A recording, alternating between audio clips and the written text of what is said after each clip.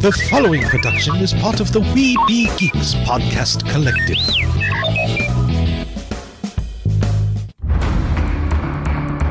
From days long ago, from uncharted regions of the universe, comes a legend.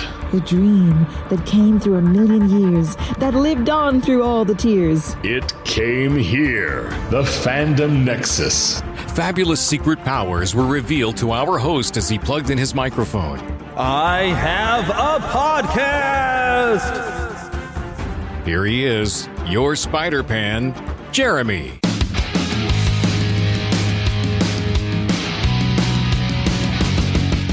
Yes, hello, I am back for another week of fun with you. I hope you are prepared because, wow, I've got a lot of news, a lot of it involving, there was a Nintendo Direct event and a PlayStation event. I don't know what they would call it. They have State of Play, I believe PlayStation has. Yeah, State of Play, where a lot of new game announcements actually came up, and of course we're going to talk about those today.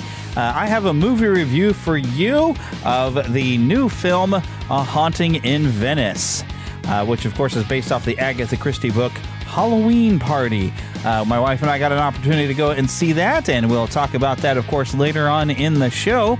Got a little bit of maintenance also to deal with. It seems that Emma may not have had everything quite figured out with how this CAPS programs work or something, that I was informed that they don't like that she's coming to my home to do this work. I've got a phone meeting that's supposed to be here today to speak with someone about what she would be doing as an intern and see if they will approve of this. She let me know, so if they don't like it, then I'll have my parents talk to them. I don't know how much good that'll do. I mean, they have rules for this. This is the CAPS program. My wife has mentioned something to me about it, how the North Kansas City School District works with this. And hopefully they'll find this an effective thing, because there's a lot I can teach her that she can put to some use if she decides to pursue something like this. I mean, me running this podcast has led to me to work in radio and in television. And I have been eyeballing, I want to tell you all about this, a potential side business for me. A streaming radio station, which if I get this thing running, I will let you know.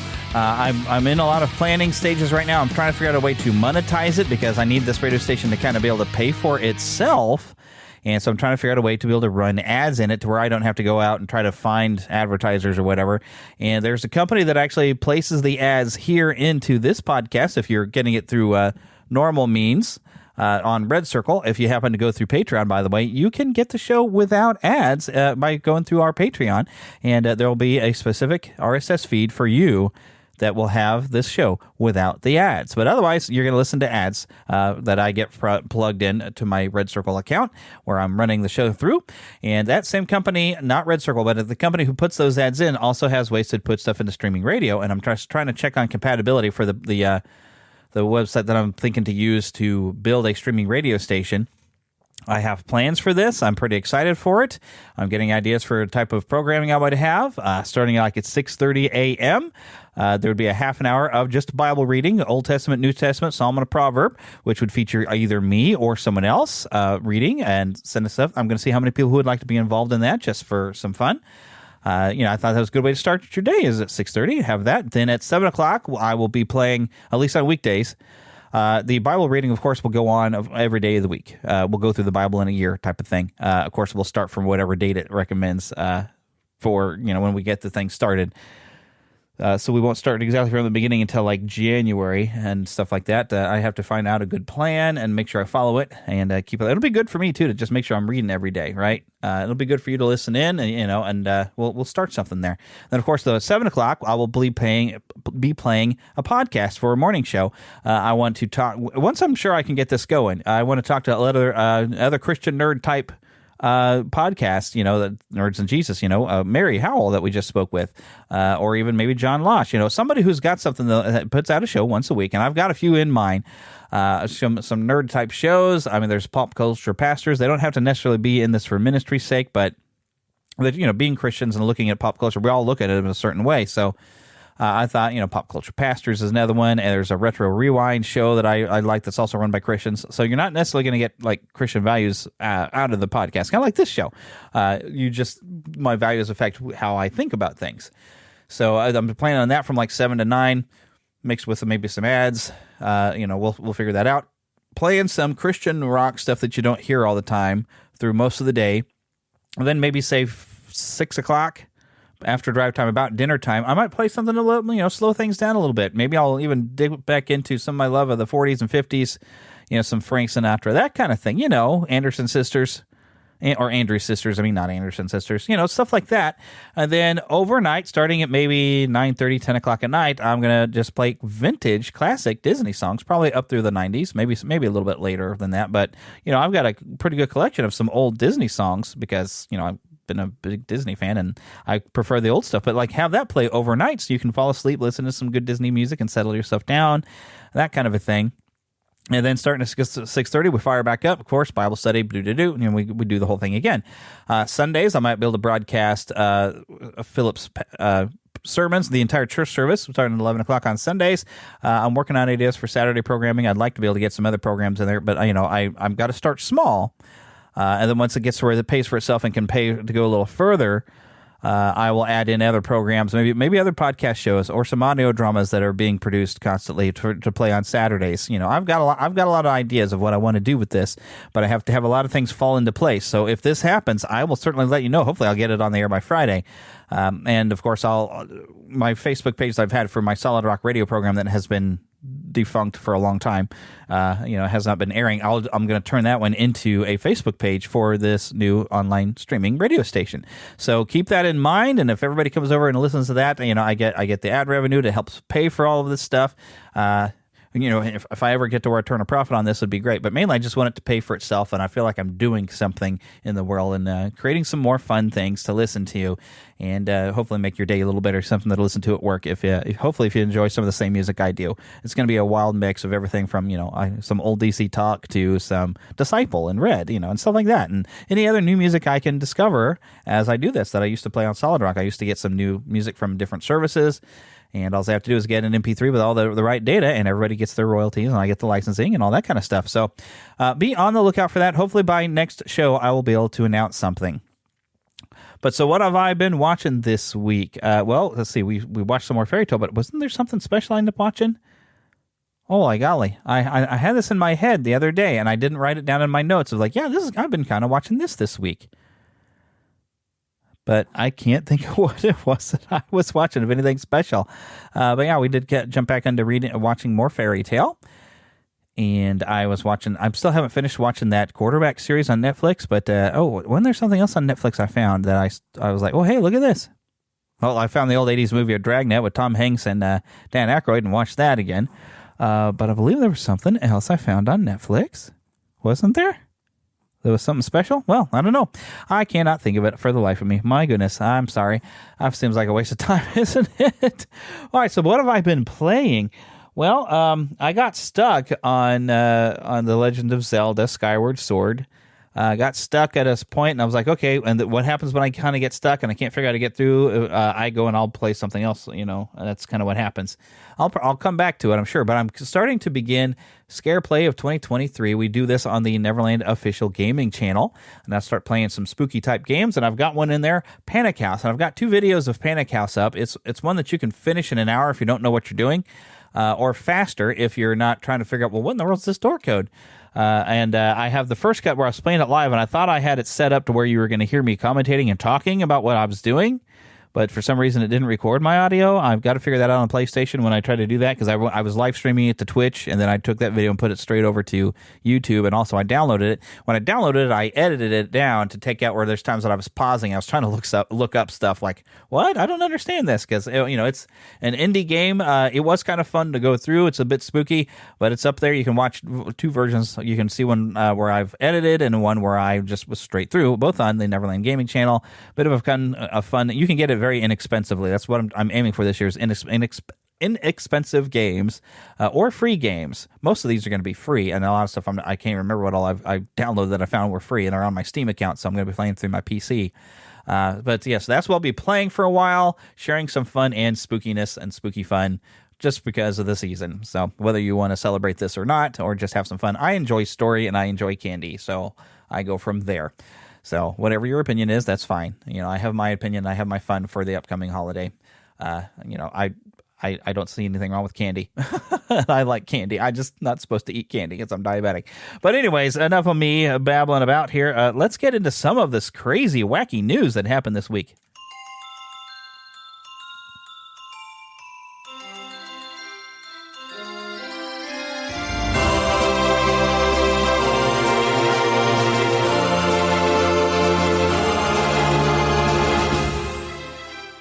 Spanning the Disney and geek universe to bring you the best in comics, toys, movies, and entertainment. This is news from around Neverland. You know, I really do need to update that because it says we're going through all the Disney stuff. And I'm like, not really, although we will talk about some of the things. But anyways, I've got a lot of trailers for games that are upcoming. The first one here is RoboCop Rogue City. This was a Gamesplay trailer that was at Gamescom 2023 here recently. According to our sources, the attacks were aimed at catching the attention of a man whose identity remains. Detroit has a cancer, and that cancer is crime. New crime wave sweeping Detroit has already claimed the lives of 21 police officers. Provokes a question. Can we put our safety into the hands of a machine? And OCP holds the scalpel. My name is Dr. Olivia Blanche. I'm a police psychologist. I specialize in dealing with police officers suffering from emotional trauma. What's hiding in that metal head of yours? I think we can both agree that you are no ordinary police officer. Reinforcements have arrived. Those trigger-happy maniacs have a ton of hostages. Drop it, scum. Anyone expecting a silver freak? Lewis, you're here. We need to get these elevators back online. It's RoboCop! It's that service box, isn't it? I am detecting a short circuit. Wakey! I'm looking at the map of this place, and it's huge. OCP tracking device torn out. I am going to follow the blood trail. However, one aspect of your composition that has been severely neglected is your human side, your brain. We must smash that thing. I've heard people refer to you by different names. Hey there, Murphy. Fire at will. I'm curious to hear which one you prefer. My name is... Okay, so this is RoboCop Rogue City. Only a cop, part man, part machine can bring justice to the crime-ready streets of old Detroit. This is coming here this month for, I think, multiple systems. And, of course, they've got it to where, let's see if I can find a little bit more information here on this. Of course, this is being made by Teon, which I've not heard of that company before. It should be on Xbox and PlayStation as well as Windows at this point. Now, of course, we can never really cover the movies. They're ultra-violent movies back in the 80s, but this is an old 80s character getting kind of a relaunch at a video game, and I think this might be like a continuation of the story. So, I mean, that's at least what it seems to be. This is like a continuation of the story from perhaps where one of the older movies left off. I think we got it through at least 3 movies. 2 of them probably worth watching. The third one, not so much. Then there was the reboot movie, which I kind of enjoyed. I only watched the one time, though, but it got a lot of hate. But, it is what it is. So Sean Levy is supposed to be directing some Star Wars. And he actually oversaw the release of Night at the Museum Kun Mun-Ra Rises Again, which was an animated, I guess, film or series. I didn't really watch this one. He is basically he's gearing up to shoot Deadpool 3, or, well, I don't know where they're at with that, with Ryan Reynolds and Hugh Jackman coming back to play Wolverine. He's also directing on the 5th and final season of Stranger Things, but he is apparently... been in talks to direct a Star Wars film of some sort. But we're kind of hung up, I guess, on this because of the strikes going on right now. Oh, here is actually, yes, it was an animated thing. That's why I thought I remembered something about it. It was a Disney Plus thing, Night at the Museum, Mun-Ra Rises Again. I didn't watch this. Don't know. It might have been good. I don't know. Did any of y'all watch it? Maybe I should check it out. It's one of these days. It seems like they were trying to reboot the franchise a little bit of Night at the Museum. But apparently he's a big Star Wars fan and has been talking about doing some stuff. This is also the guy who made Free Guy, although there's talks apparently that there might be a Free Guy 2. Did y'all watch that? I rather enjoyed Free Guy. It was kind of fun. So, things are kind of slowed down. But in an interview he gave, which I'm reading this off of Collider, doesn't say where this interview came from. It might have been Collider spoke with him directly. But it says, if you had told me back when I was directing Big Fat Liar that someday I'd be working on the biggest TV show in the world and directing Marvel following Star Wars, I would have told you you're nuts. But it is so thrilling, and it's kind of a big canvas storytelling that I've always dreamed of doing. I don't know where this is right now other than delayed and a potential thing happening. I don't know, but I figured I'd bring it up. It's Star Wars after all. Whether we think we need to get any more stuff or we're just getting swamped with stuff right now, I don't know. But I figured it's worth a mention. Okay, so there was a PS5 update that happened very recently, by the way, for you PlayStation people. So Sony released, I'm getting off of IGN, they released an update globally for PlayStation 5 that had some new accessibility, audio, and social features. The update includes a number of features from the latest PS5 beta, including using a second DualSense controller for assistance, new audio options that allow 3D audio powered by Tempest 3D audio tech to be enjoyed on compatible Dolby Atmos-enabled HDMI devices, new ways to connect with other players and customize your multiplayer sessions, and support for larger capacity M.2 SSDs up to 8 terabytes. So a lot of different stuff, and with this PS5 update, the global rollout means that every PS5 user can now finally mute the PS5 beep sound when turning it on and off or putting it in rest mode. If you go to your settings, system, to beep sound, adjust the beep sound volume, so select, of course, the volume, and then mute it. So if you don't want that beep, I kind of find the beep a little bit useful, so I'm going to keep it on there. But if you want to get rid of that little beeping noise, you can. PS Remote Play, which lets you stream games from your PS5 or PlayStation 4 to another device, including iOS or Android, smartphones or tablets, and PCs and Macs, over the internet or through your home network, is now expanded to include devices running Android TV OS 12, Chromecast with a Google TV on the 4K model, and the Bravia XR-A95L model are currently verified. Now, if I can do anything on my Roku device, I don't know how that would actually work. It's very, very interesting, though, to go through the internet on a streaming device and be able to play. I guess you'd have to have the Remote Play app, and I'll have to see if the Roku would do it, but how would you get your controller to work that way? But it's very interesting. But elsewhere, it says here, the update improves voice command. Users in the US and UK can now say, "Hey, PlayStation, help," to activate help content, and can navigate between help and content pages using voice command.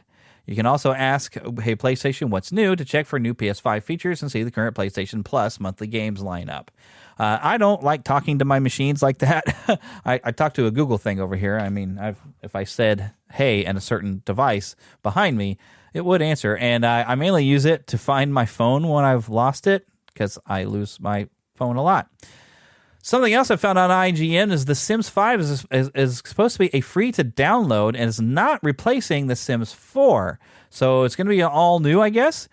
This came from EA and said that they've confirmed Codename Project Renee will be free to download when it's ready. This means that when Project Renee is ready and fully open to players, you will be able to join, play, and explore it without a subscription, core game purchase, or energy mechanics. EA elaborated in a blog post during a Behind the Sims presentation, and they say, "We want playing to be super easy for you to invite or join friends and experience new features, stories, and challenges." I said, "Oh, well, this is the important part." So the blog post went on to say that the next Sims games won't replace Sims 4, but that the two will exist side by side. We will continue to support both at the same time, and we'll plan to bring more exciting content to the Sims 4 community for the foreseeable future. Now, a free version of the Sims 5, I'm sure they'll come up with some purchasable items, kind of like what Sims 4 has, where you can get expansions and things that you purchase. I bet there will be different features on Sims 5 that will be like that. They don't have a release date yet, but they're still only in the early stages of development. I'm not sure how quickly that will develop. All right, so One Piece showrunner addressed a major Netflix fan theory. So read into what you will. This also got off of IGN, but here's a quote. It says, "A lot of thought was put into the Easter eggs, and some of it is future planning, and a lot of it was, hey, wouldn't it be cool if we saw this character?" Now, I am not familiar so much with One Piece, but they do have some pictures that they post. One Piece tweets.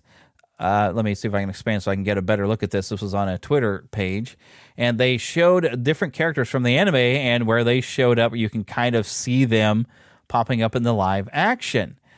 So all of you eagle-eyed fans of One Piece, you probably noticed a lot of these things.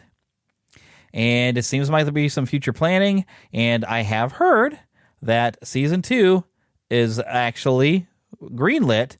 And it needs about 18 months probably to get created once the strikes end. So, yes, another season of the One Piece live action, which I enjoyed. And even the One Piece creator apparently was part of this and wrote scripts for the live action, so it kept in the style. And honestly, I tried to watch some of the anime again, and I told my wife, and I think my wife agreed with me, the live action seems to be actually better than the anime. At least I liked it better, and she liked it better, and she's watched the anime. So you might not agree with this, but I've enjoyed it a lot more than when I've tried to watch like a couple of episodes of the anime. But yeah, there seems to be a lot of characters that might be popping up. Now, of course, we have some fun game trailers that happened announced. Do I have a, what I did not grab that I meant to grab?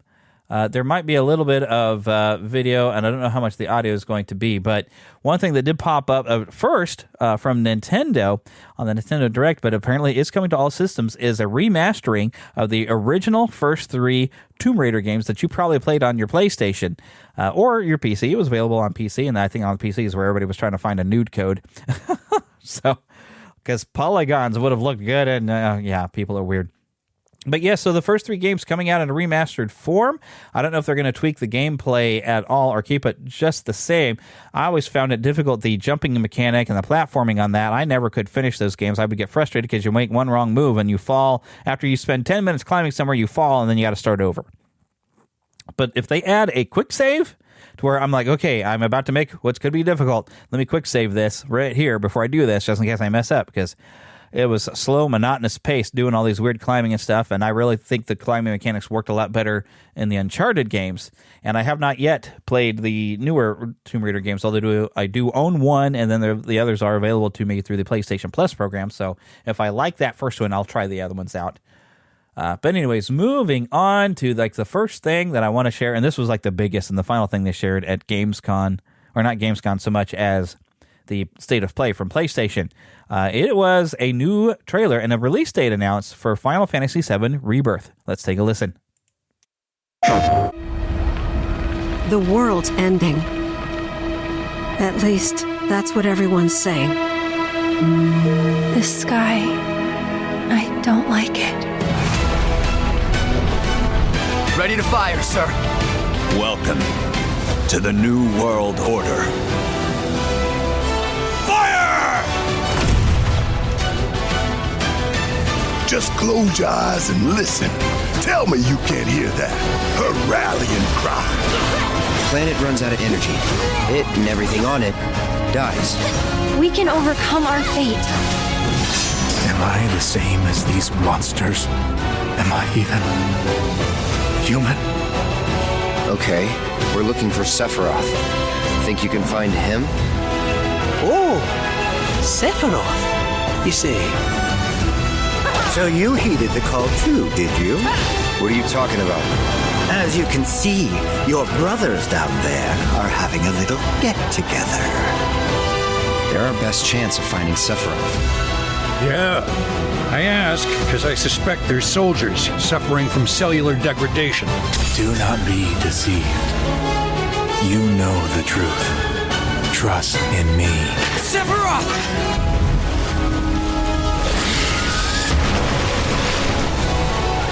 Come on!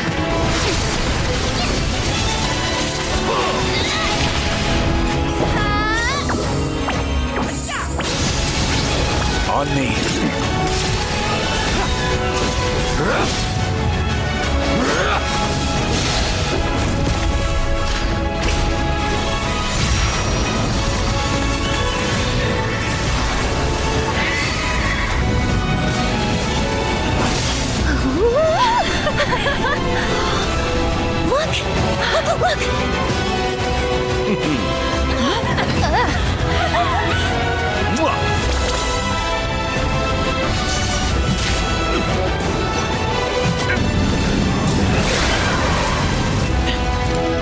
Excuse me, could you look after my friend? Just for a bit.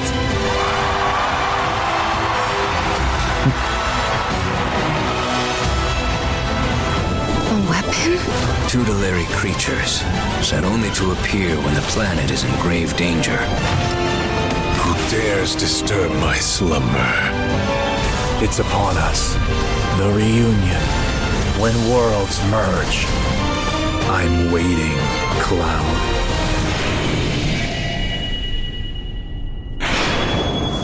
All right, so Final Fantasy VII Rebirth, February 29th, which I think we already knew it was supposed to be like in February.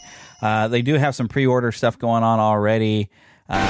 With like digital content, you can even digital 2-pack. You can get the remake or integrate version as well. I plan on ordering and trying to get. It's still playing.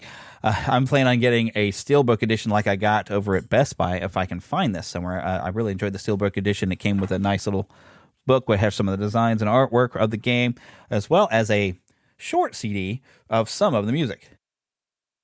Of course, I did later digitally purchase the entire soundtrack because I enjoyed the music of it so much, of the remake. But here's what it says in the description. It says, the highly anticipated new standalone story in the critically acclaimed Final Fantasy VII Remake project will release February 29th, 2024. For the PlayStation 5 console, the unknown journey continues. After escaping the dystopian city of Midgar, Cloud and his friends set out on a journey across the planet. New adventures await in a vibrant and vast world. Sprint across grassy plains on a chocobo and discover expansive environments. Or chocobo, if you prefer that one. I think I've heard chocobo is supposed to be the correct one.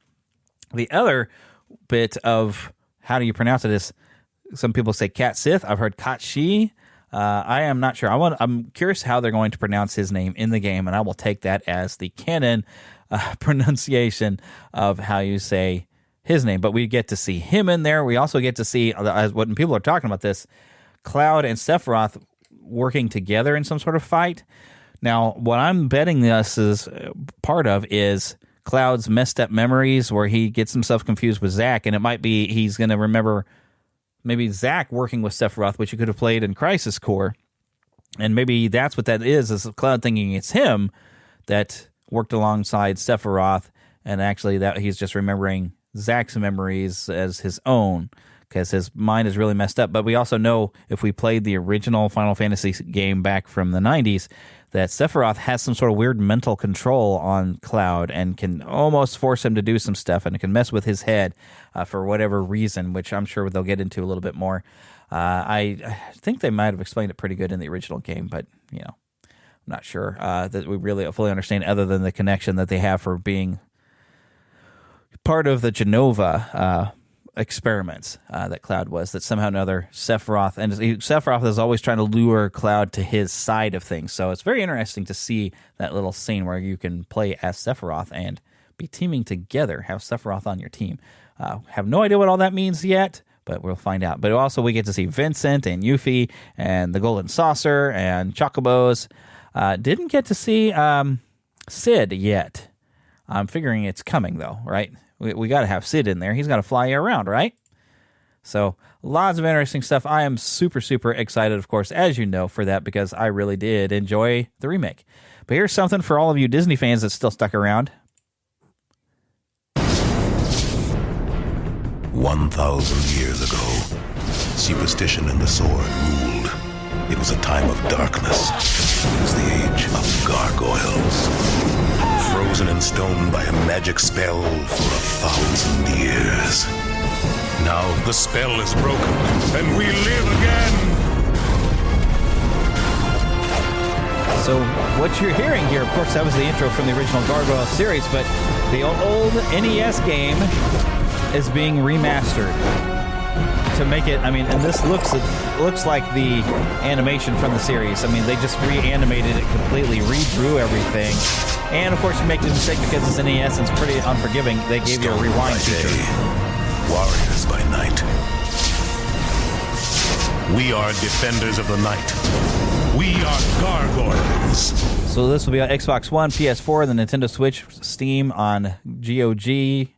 Coming very, very soon, I believe. Here in the description, it says Gargoyles Remastered is a 2D classic 16-bit side-scrolling platform. I thought it was like an 8-bit on the NES. Maybe it was on the Super Nintendo. I never played it. It's an adventure game remastered for modern hardware, developed by Empty Clip Studios. Relive the legend of Goliath and save the world from destruction with enhanced visuals, animations, and sound effects, all inspired by the acclaimed animated series. Of course, there's going to be achievements, gameplay rewind, and more features added in here. So this looks like it's going to be fun. I think I'm going to be picking this up, honestly. I think it's going to be a good time. Kind of like, remember when they remastered the old DuckTales game and actually improved it greatly, and it was so much fun. So I've got expectations that it's going to be something like that. Okay, so also something happened on the State of Play that PlayStation had. We got a little bit more for Spider-Man 2, and even a little talk from one of the developers.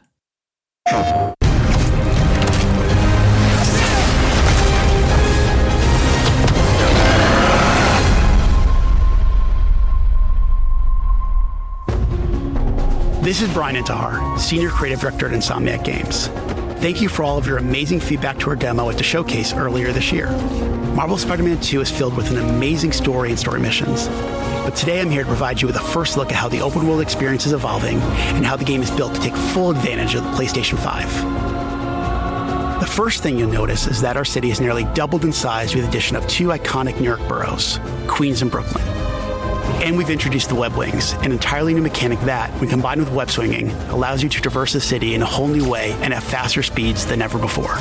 Whether it's the neighborhood backdrop of Queens or the fireworks that light up the sky over Coney Island, exploring these areas will feel much different than the towering skyscrapers of Manhattan, while also delivering memorable locales like Peter Parker's old stomping grounds in Midtown High and Miles Morales' current place of learning, Brooklyn Visions Academy. Hey Miles, what's up? Speaking of our heroes, Marvel Spider-Man 2 will introduce the ability to switch between the 2 wall crawlers in the open world, and thanks to the power of the PlayStation 5, you can make that switch almost instantly.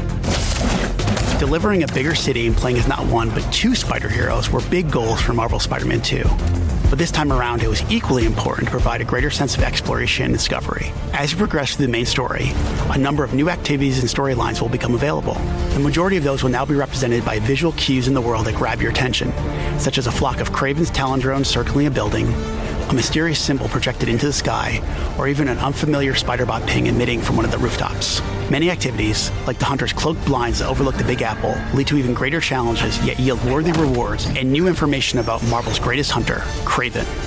Others will lead to a climactic showdown with Marvel villains not yet seen in this Spider-Man universe. The Spider Heroes have new AR tech in the lenses of their masks, providing a quick glimpse of activities already discovered, or helping locate new ones yet to be revealed. You can always refer to the upgraded Friendly Neighborhood Spider-Man app to quickly track nearby areas of interest.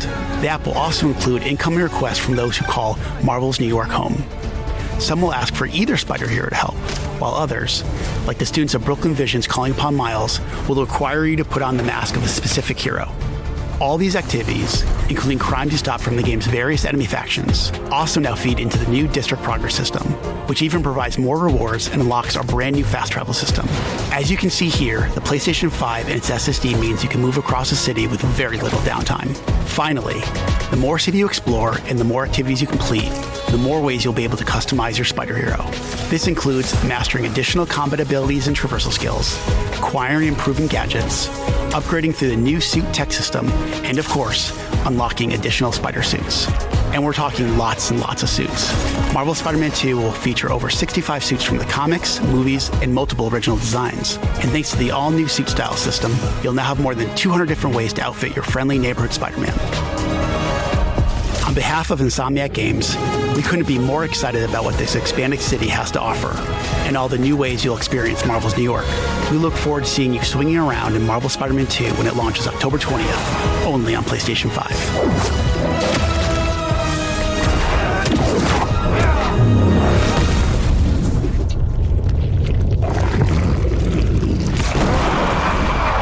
So this is coming October the 20th. I've already put my pre-order down.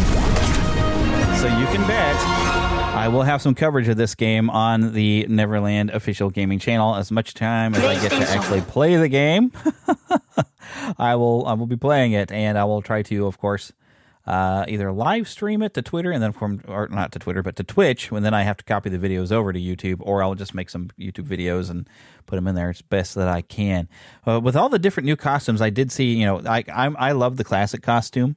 And with the variants that you can do variations of the costume, like different color schemes. It looks like you can do from the classic blue and red, you can go back to the black and red of looking the classic style, so you can go back to the original Amazing Fantasy, where it looks like the intention was to be black and red, but of course you have to highlight black with blue, and so somehow or another it just got adapted to being where he was wearing blue and red because of how it looked, but I think the intention was black and red. I'm sure we've discussed this before on the show years and years ago, early on in the show, or the podcast. But of course I'm excited about that. Here's something I know Adrian Rapp will be excited for. Buffy the Vampire Slayer cast reuniting for a Spike-focused series. This on Variety. And I can listen to the article it says. So, you know what? I'm going to hit a button and let somebody else talk. Buffy the Vampire Slayer cast reuniting for Spike-focused series by Jaden Thompson. The original cast members of the series Buffy the Vampire Slayer are returning for an Audible original story, Slayers, a Buffyverse story, set in the same world as the original show. The new story will focus on Spike, James Marsters, as the protagonist and premieres October 12th. In addition to Marsters, returning cast members include Charisma Carpenter, Anthony Head, Juliet Landau, Emma Caulfield Ford, Amber Benson, James Charles Leary, and Danny Strong. The scripted original picks up 10 years after the events of the 2003 finale.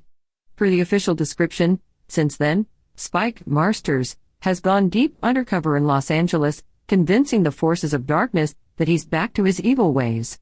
When his cover is compromised by 16-year-old Indira Nunnally, Leia de Leon Hayes, Spike finds himself on Baby Slayer sitting duty once more. While he attempts to track down a watcher for his eager new protege, their paths collide with the veteran Slayer of a parallel reality where Buffy Summers, Sarah Michelle Gellar, never existed. A reality where Cordelia Chase Carpenter is the one and only Slayer. She needs Spike's help with a classic big bad terrorizing her world. His old flame, Drusilla Landau. It seems maybe there was more. Oh, yeah, there is. But I'm going to jump ahead here. It said Slayers is written by Benson and Christopher Golden. It was directed by Benson Golden and Casey Wayland. Cast will reunite for a panel on Friday, October 13th at New York Comic Con at 1:30. I'm sure that's going to be Eastern time. So, yeah, Audible's actually running a 30-day free subscription if you don't already have access. So if you want to go and get on Audible. Now, of course, I would have thought this might have been when I was hearing stuff about a reunion, I would have thought it might have been a TV series or movie, something, because they were talking about a sequel. And because really the series was a follow-up to the original movie with Christy Swanson and Paul Rubens and Rutger Hauer. Remember that movie? It was more of a comedy than what this series ended up being. The series was trying to take the concept a little bit more seriously. And I didn't watch the entire run of the series. So maybe I should go back. I mean, I remember kind of losing interest in it probably somewhere, I think season 3, something just wasn't quite working for me anymore. So I kind of fell off of it, and I didn't like the bringing Wicca into it and some stuff like that. I was like, no, I can't get behind that. Nope. But so this is going to be an audio only thing through Audible. So if you happen to be interested in this, make sure you have an Audible account, at least for 30 days for free. I don't know if you'll get the entire series. I'm not sure how they're releasing this. If it'll be one episode a week, so 30 days might not be enough for you to be in there. But I'm sure Audible's trying to attract a lot of new people, doing something different. And I figure this is the only way. You can. The characters have aged more than, because this is talking about it being like 10 years. The actors have aged more than what their characters would have, I guess, at this time. So. Their voices are going to be the same, but they're going to look different. So this does kind of enable things to work a little easier. Did also get a little bit more information about the Harry Potter TV series on Max, another streaming service. This from Deadline. But there was a streaming event earlier where Warner Brothers Discovery confirmed that this is happening. Now, this is supposed to be based more strictly to the book series, and that's, I guess, why they've got J.K. Rowling directly involved. And, it's supposed to be a very faithful adaptation, according to Casey Bloys, who's the chairman and CEO of HBO and Max Content. and that does sound pretty good. And they're expecting this to run for 10 consecutive years, which they're going to have to film like nonstop because their actors are going to age up unless they do this as an animated. We'll see. I don't know. Well, and I don't know what they're doing for like 10 years because you've only got like 7 books. So this would seem to defy the 1 season, 1 book assertion. For those who say the Fantastic Beasts could be leveraged to provide 10 seasons over 10 years, W.D. Brass said specifically during the announcement that FB will not be part of the series. So that'd be, of course, FB Fantastic Beasts. So it'd take 10 years to tell a 7-year story. Oh, I don't know how exactly that's going to work out. Expected to start airing in 2025 through 2026, getting started. But the thing is this is not that far after we've already gotten the films, but the films were pretty good. They didn't follow the books as closely as they could have. They did a pretty good job of sticking with the books, although we had the piece of the mirror, if y'all know what I'm talking about, randomly show up when they didn't develop that part of the story that Harry had part of a mirror to be able to see through, and talk to communicate with people with, that was broken. And he had a piece of it that it just suddenly shows up there in the 8th film. And those of us who read the books knew what it had come from. And everybody else was like, what's that? How'd you get that? That was convenient. That sort of a thing. So I don't know. We'll see what's going on with this. But, I would probably watch it if done well. I do appreciate J.K. Rowling coming in to work on it. As for a return, it actually says this on Deadline. Here's a section. As for a return of any of the film franchise stars like Daniel Radcliffe, Emma Watson, or Rupert Grint, never say never. It would certainly be a PR boost for the series. And while new actors will be cast in the primary roles, there are always flash forwards or the currently in vogue multiverse plot ploy that could create space for more familiar faces in this series. But Daniel Radcliffe has said he's fine with sitting on the sidelines. So, yeah, because they're starting fresh, so I wouldn't expect to really see the original actors. Plus, they've all kind of turned on J.K. Rowling and bit the hand that fed them. There's maybe a little bit of video here. That's pretty much just text and music, so I think I'm going to stop it. Yeah, not much of that. I don't want a copyright strike happen to me just because they started playing that theme. So we'll just stop that right there. But yeah, we'll see what happens with this in a couple of years. It might be delayed from the strikes going on right now. We'll see. Okay, well, that's enough for some news. Now it's time to go to the trailer park. Mama, another gator got in the house. Another gator? Give me that shovel. Come here. Get him, Mama. Get that gator. The Neverland Trailer Park. All right, and I got a lot of these, too, so let's just jump right into this one. There's something that I don't think you ever would have expected would have happened, but Spy Kids Armageddon. Yeah, that's right. They're rebooting Spy Kids. Games? Do you want to get busted? There's something wrong with this game.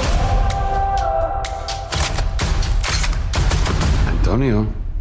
Hi. Oh, good. It's locked. Just making sure. Really?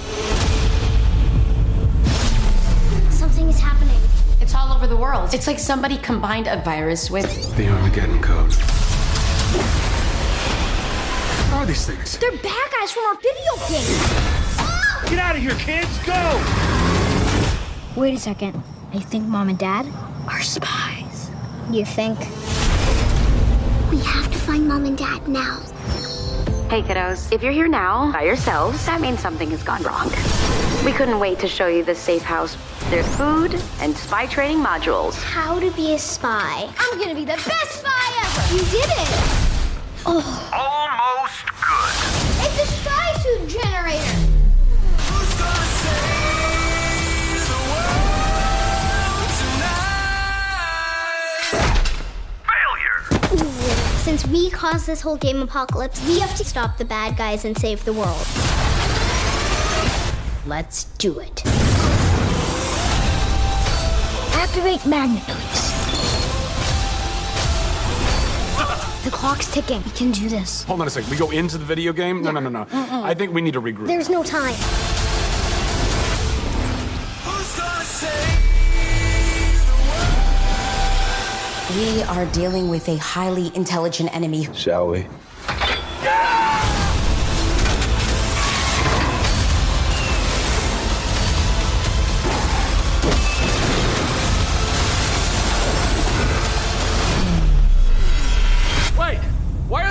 many of them. It's more fun that way.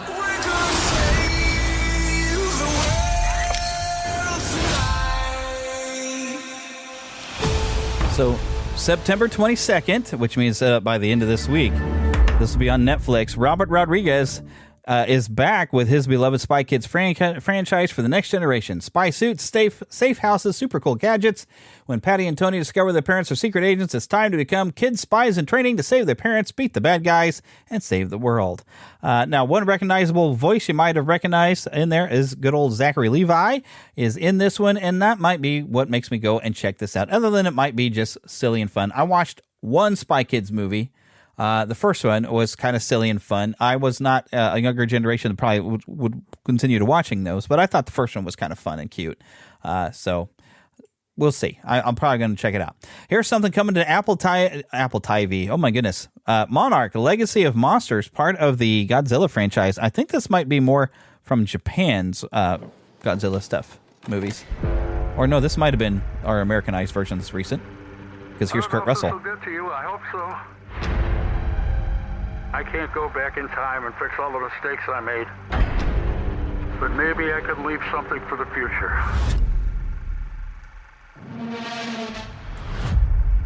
A legacy. The world is on fire. I decided to do something about it. Hopes, dreams, ambitions. The mission was to protect their world and ours. It's what we wanted Monarch to be. Instead of chasing monsters. If you come with me, you'll know everything, I promise.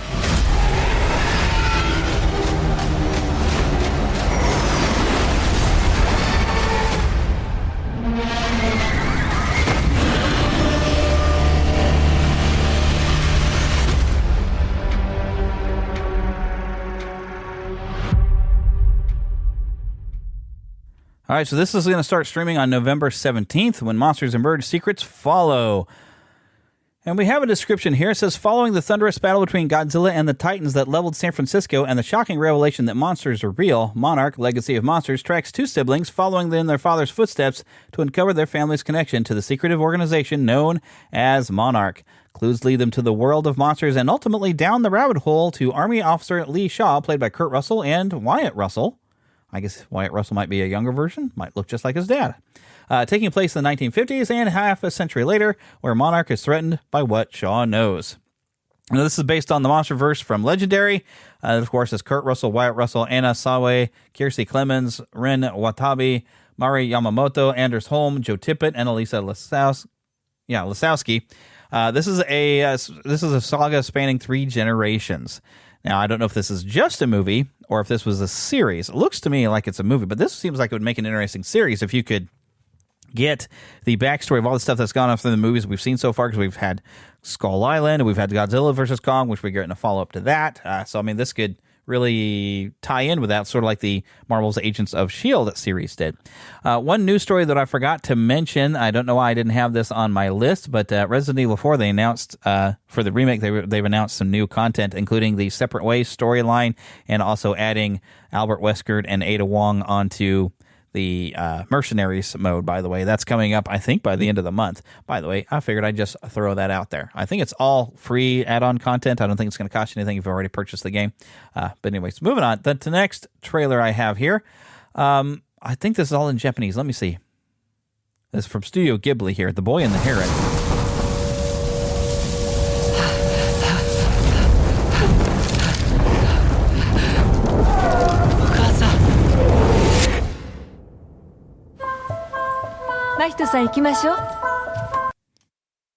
Yeah, as I said, it's all in Japanese, so it's not going to do me a lot of good to play the audio for you unless you can speak Japanese. But this is from Hayao Miyazaki and Studio Ghibli. This is coming to theaters nationwide and IMAX December 8th. Now, I don't know if this. I think you're going to have it subtitled when you release it here in the States, but there might be a dubbed version eventually. But this is a young boy named Mahito, yearning for his mother, ventures into a world shared by the living and the dead. There, death comes to an end, and life finds a new beginning. A semi-autobiographical fantasy about life, death, and creation in tribute to friendship, and from the mind of Hayao Miyazaki. So, yeah, this is coming up pretty soon. Probably subtitled. Playing the audio doesn't do you a lot of good, but I put it on the list because I wanted to make sure I tell you something about it. On a more serious note, here's something called One Life with the great Sir Anthony Hopkins. 30 seconds to on air! Okay, and you are just here. Good night, sit farther back. Now, an extraordinary story about a young man who many years ago visited Prague. What he found there were thousands of refugees at the mercy of Hitler's imminent invasion. Do you ever think about the children and what happened to them? I bet you got some stories. That's really not about me. We are working to evacuate these children by train to safety in Britain. Why are you doing this, Mr. Winton? Because I may be able to do something about it. I must. Go now.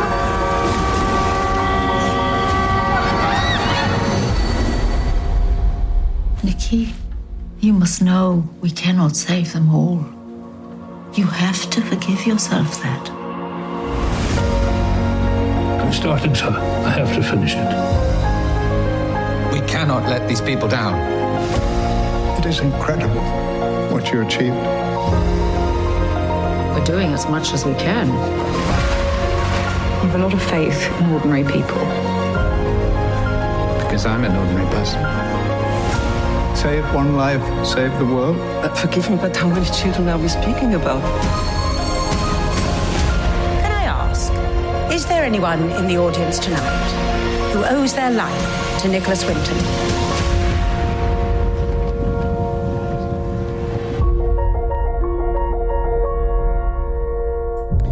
You know me, I love a good historical drama, and this based off a true story of Nicholas Winters.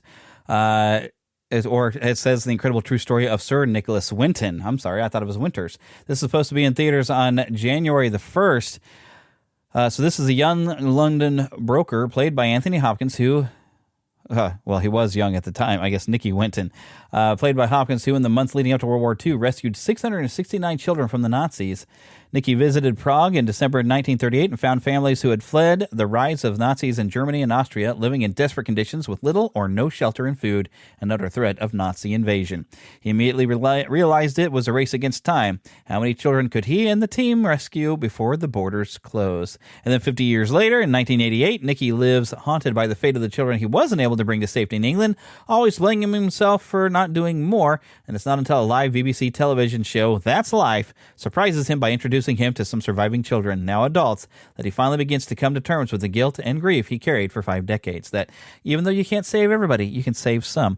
What is the phrase that even the recent Spider-Man films have picked up? That was Aunt May's thing. If Uncle Ben would say, with great power comes great responsibility, Aunt May's thing was, if you help one person, you help everybody. Which is, it's nice to say, but it's not necessarily true. But I mean, it's a big deal to at least help one person is the point. And he helped a lot of people with him and his team. And I did not know this story, so I am definitely interested in checking this out. I thought it sounded very good and heartwarming and stuff like that. Here's a movie that's going to probably bomb because on early screenings, it's done really badly, but you know, they're doing some reshoots. Maybe they remove Amber Heard out of it. I don't know. But they've released a trailer for Aquaman and the Lost Kingdom. 4 years ago, I was basically unemployed. A wanderer with no home. But now, I'm a husband and a father. And I wouldn't have it any other way. I don't know how you did it, Pops. My job was a little less stressful than yours.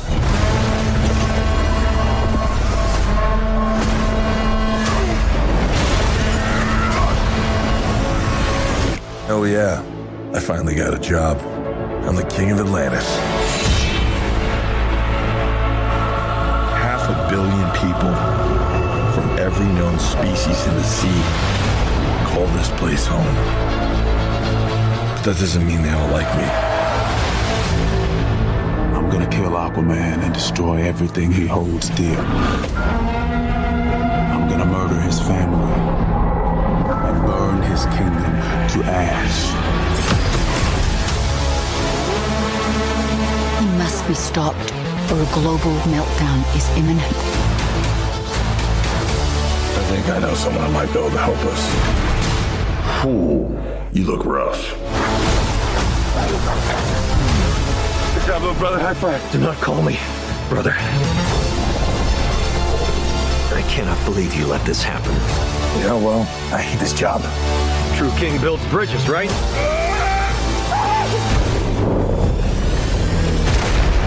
True king builds bridges. We need to find Manta. He's different now. He's stronger than before. It's the Black Trident.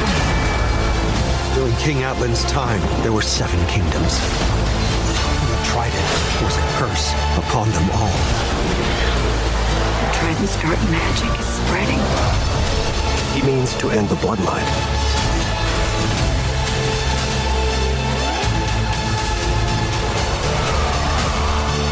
I don't know what lies ahead, but we can't leave our children in a world without hope. You're not as bad at this as you think. If you lead, the 7 kingdoms will follow.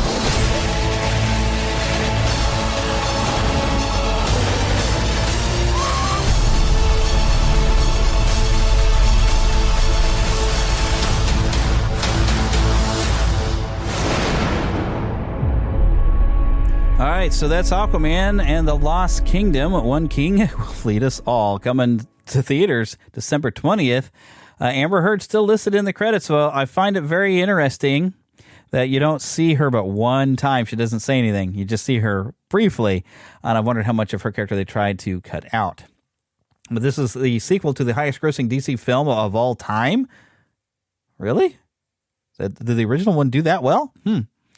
But here's the description from DC's YouTube page. It says, having failed to defeat Aquaman the first time, Black Manta, still driven by the need to avenge his father's death, will stop at nothing to take Aquaman down once and for all. And this time, Black Manta is more formidable than ever before, wielding the power of the mythic Black Trident, which unleashes an ancient and malevolent force. To defeat him, Aquaman will turn to his imprisoned brother Orm, the former king of Atlantis, to forge an unlikely alliance. Together, they must set aside their differences in order to protect their kingdom and save Aquaman's family and the world from irreversible destruction. I kind of wonder if Orm got thrown in because they wanted to get rid of Amber Heard out of there. I don't know. All returning to the roles they originated, Jason Momoa plays Arthur Curry Aquaman, now balancing his duties as both the king of Atlantis and a new father. Patrick Wilson is Orm, Aquaman's half-brother and his nemesis, who must now step into the new role as his brother's reluctant ally. Amber Heard is Mira, Atlantis' queen and mother of the new heir to the throne. Yahya Abdul Mateen II is Black Manta, committed more than ever to avenge his father's death by destroying Aquaman, his family, and Atlantis. And Nicole Kidman as Atlana, a fierce leader and the mother with the heart of a warrior. Also reprising their roles are Dolph Lundgren as King Nereus and Randall Park as Dr. Stephen Shin. Directed, of course, by James Wan. I think I'm going to need to watch this first movie again because I don't remember a lot of this. I went to the theater, watched it, but I don't remember all the details. So I'm going to have to watch that one again before I go and check this one out. And then I'll let you know what I think, and we'll see if this is worth our time. Also, we've got a final trailer for a film called The Creator, which, my wife didn't seem too interested in. They showed this in front of the Haunting in Venice. But, it's some typical sci-fi. I mean, it's a story trope we've seen before with the mans versus machines, but they seem to really try to do something a little bit different to where maybe the machines aren't so bad, or I don't know, maybe the machines have a reason, but The Matrix tried to do that if you watch through the whole thing, and even the Animatrix where the machines actually had their thing, and we needed to just broker a peace between the two. But here's a final trailer for that as well.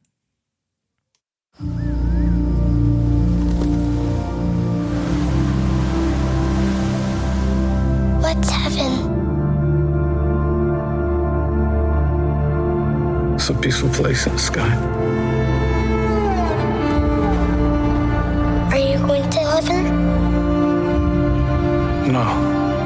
gotta be a good person to go to heaven. Son, we're the same. We can't go to heaven because you're not good. And I'm not a person.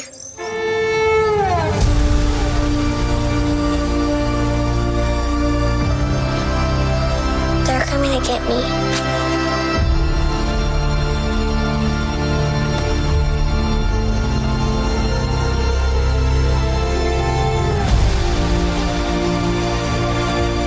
I'm like a bodyguard.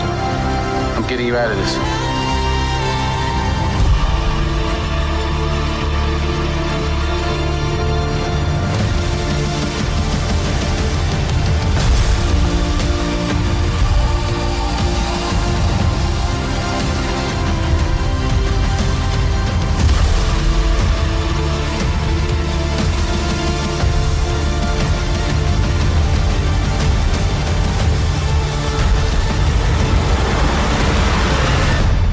Take care of her. I promise.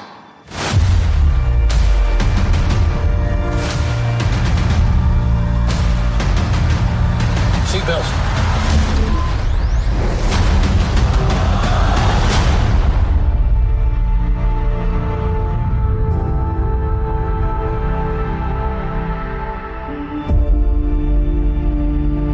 The Creator releases September 29th. Coming out pretty soon. I think I'm going to wind up checking this out. I'm curious. I mean, it's some deep, good sci-fi. Has some scenes that look to something akin to Blade Runner. So I don't know. But it looks like this could be really worth checking out and worth looking into if you're a fan of some good sci-fi. Oh, want to see a movie? Yeah, any good? It was bad? I'm fuzzy on the whole good-bad thing. My eyeballs could have been sucked from their sockets. I like it a lot. The best movie ever made. A Fandom Nexus movie review. Okay, so as I mentioned, my wife and I went to go see A Haunting in Venice. The description on IMDb says, in a post-World War II Venice, Perrault, now retired and living in his own exile, reluctantly attends a seance. But when one of the guests is murdered, it is up to the former detective to once again uncover the killer. This stars Kenneth Branagh, which was kind of one of my selling points. I really enjoy him. And Michelle Yeoh, of course, we all love her anyway. Tina Fey, Jamie Dornan, Dillard Corbett Bader, if I said that right, Corbett, but yeah, Dylan Corbett Bader, I don't know. Amir El Mazri, Ricardo Scamarcio, Fernando Piloni, Lorenzo Aquaviva, David Menken, Camille Cotin, Kelly Riley, Jude Hill, and a lot of others pop up in there. Now, and also Emma Laird. Yeah, that was a major character. And some other people who played some. Yeah, I guess she wasn't like a super major character, but Emma Laird, she plays a character named Desdemona. But this is based off an Agatha Christie novel. It was adapted by Michael Green. Now, I don't want to give away too much of the story, and I want to be very, very careful about how we go through this because this is a mystery. They try to present it as a horror film a little bit. They try to give it like it's got some scary elements, and they do try early on in the film to have a lot of jump scares. But once we get to a certain point, the jump scares stop, and we get more the mystery and solving the mystery. And I've never read any Agatha Christie. I've never seen any Agatha Christie's movies. I know of the character Hercule Poirot as the Frenchman played by Kenneth Branagh. I'm familiar that the character exists, but I'm not familiar with the ins and outs of the character. So I was going in there kind of blind. This was based, of course, the novel. It's called Halloween Party. Wikipedia says The Halloween Party is a work of detective fiction by English writer Agatha Christie, first published in the United Kingdom by the Collins Crime Club in November 1969, and the United States by Dodd, Mead and Company later the same year. The UK edition retailed for 25 shillings. In preparation for decimalization on the 15th of February 1971, it was priced on the dust jacket at £1.25. U.S. edition retailed $5.95. The book was dedicated to P.G. Wodehouse. So, I guess he's not French, he's Belgian. So it says here, the novel features Belgian detective Hercule Poirot and the mystery novelist Ariadne Oliver, who begins the novel in attendance at a Halloween party. A girl at the party claims to have witnessed a murder, which at the time she was too young to realize was such. Disbelieved by those around her, the girl then is drowned in an apple bobbing bucket, and Poirot must solve a two-pronged mystery. Who killed the girl, and what, if anything, did she witness? Now, that's kind of different from what actually happens in the film. I don't want to get into who all is going to live through this because there's more than one victim in this. But yeah, so Ariadne Oliver, we just get her as Oliver. That's Tina Fey's character. After he's retired, she says, "Oh well, there's this medium and everything," and I was trying to discredit her, but I kind of think I believe her. But we've brought Halloween back to Venice here. That's what we Americans did, and we're gonna have a Halloween party with all these kids, and then we're gonna have a seance afterward because there's this famous opera singer whose daughter fell to her death and drowned from the top of the tower, which I guess is maybe what they're going with the child death, but it was a grown woman, so it added an extra aspect. So already just looking at some of the stuff of what Halloween Party was, there's definitely been some changes in the adaptation between the book and the film. It's probably also why they renamed the film something different. I am kind of curious to read the book or listen to an audiobook just to see all the stuff is different. So I might read this Wikipedia page in a bit more detail, although it probably spoils some stuff, and I would rather like to just go through the book. But the movie takes place all in one night after a murder has occurred. Hercule Poirot locks the doors and says, "Nope, nobody's leaving because somebody in here is a murderer. We got to figure out which one of you is." And heck, even at one point, someone attempts to kill him first. Then they realize that it's not the person they were intending to kill, and they go and they kill the other person. And that's just the beginning of different stuff. And it all has to do with a death that happened, I think it was supposed to be like a year prior. And you have an interesting cast of characters brought together. You have Hercule Poirot's bodyguard, who was a former police officer. Of course, you have the author. You have the medium. You have the opera singer. You have the former fiance of the opera singer's daughter who died like a year ago. You have these two other characters that are assistants to the medium. So all these characters are together to have this seance, which, this other person who's like a former nun, but she was a nun, and then she fell in love with a guy and decided to have a family instead. She's there and warning them against this, because this location where the opera singer is supposed to live was apparently somewhere where a bunch of children who were all had some sort of incurable disease that they didn't want it to spread and cause a plague. They were all locked in here to die by some doctors and nurses, and the story is that the ghosts of these children might still be around, and they don't like doctors and nurses and will kill them. That's the story, at least of the place, whether all of this is true. Now, apparently they do acknowledge that there is some history that this did happen, and they do find some things along the way that this did happen, but are these ghosts really vengeful, and are they responsible for the death a year ago? Are they responsible for the deaths now? That's the question Hercule Poirot must answer. And he is, as we meet him, he's definitely a devout atheist, although he has some interesting dialogue that I kind of enjoyed, where he says, I want there to be as proof of this. I want proof that there's a soul, because if there's a soul, there is a God, and if there's a God, then there's really justice. Because Hercule Poirot has seen so much crime and murder and everything, he's solved so much stuff, he's only seen evil, and he doesn't believe that people have a soul because they seem to be all capable of great evil. It seems to be the perspective he's gone through, and he's landed into some depression of some sort, it seems, and that's why he's retired. But that's the basic setup, and I don't really want to tell you any more because I don't want to spoil this movie, because I'm going to recommend you go out and see it. It wasn't super crowded in the theater we went to. There were some obnoxious teenagers in the back of the theater when we went, and I'm not going to get into that, but it didn't manage to ruin the movie for me. I still enjoyed the movie, and I think we'll enjoy it more watching it on streaming, or if we purchase it. And we won't have to watch it in the theater with anybody who's going to act obnoxiously. So, but definitely recommend it. I don't want to say any more because I do not want to spoil. It's got some interesting twists and turns, and as any good mystery, the person who seems most suspect is usually not the one, and it's the person least likely that does it. That's how a great old whodunit works out. So that way you don't really see it coming on who you think is the guilty party behind this. And there's more than one guilty party, I will say. There's a lot of surprises in here.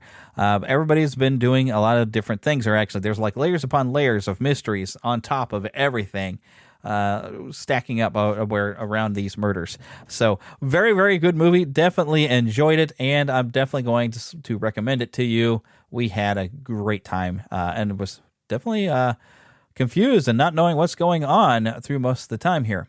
Oh, golly, you know what? I thought I was done, but I actually have a couple of new trailers thrown in there, but really they're just some TV trailers.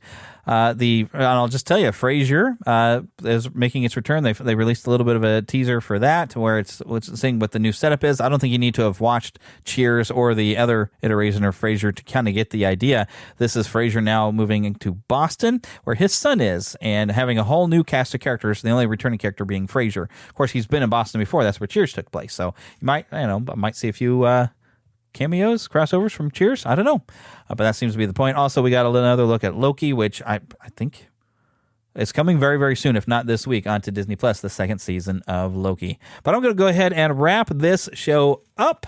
Of course, we want you to go to neverlandpodcast.com. You can find a link there to go to my podcast reviews. You click in there, you sign up, and I get a little bit of kickback. It helps out the show. While you're there, go check out our shop, where I have lots of fun designs you can put on t-shirts and a lot of other items and a lot of other designs that I really need to get up there and going, must say.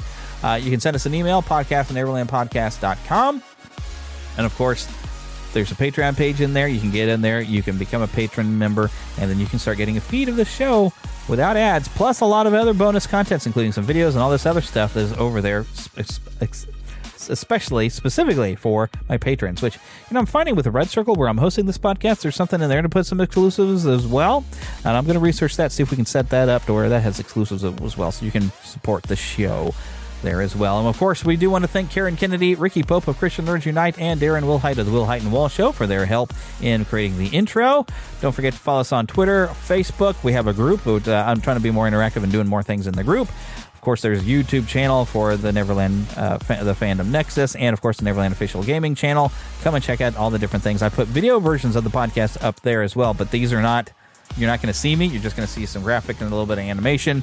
That's basically because people do like to listen, apparently, through YouTube to podcasts. So I'm like, okay, I'll give you the opportunity to do that. You just won't see much for video, but that's okay. You can turn it on somewhere and then go do something as you listen. But yeah, that's going to wrap up the show. So the only thing left to do is say to get lost in an adventure. And I will see you next time with hopefully some announcement of that streaming radio coming. I hope so. We'll see.